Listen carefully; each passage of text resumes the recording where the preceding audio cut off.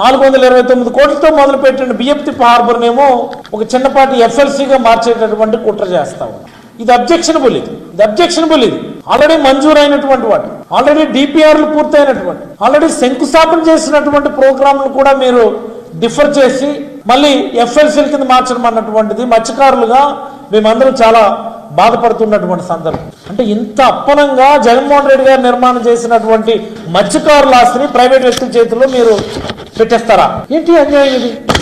ఏంటి దౌర్భాగ్యం? ఎటుపోతుంది ఈ పరిపాలన? మా గుండెల మీద కొడుతున్నారు. ఇప్పుడు వరకు మీరు హార్బర్ పోర్ట్ నిర్మాణం చేయలేదు కదా, మా నాయకుడు నిర్మాణం చేసినటువంటి నిర్మాణాన్ని అంటే మా నోటి దగ్గర కూడిని మీరు లాక్కుంటున్నారని నేనైతే అభిప్రాయపడతా ఉన్నా.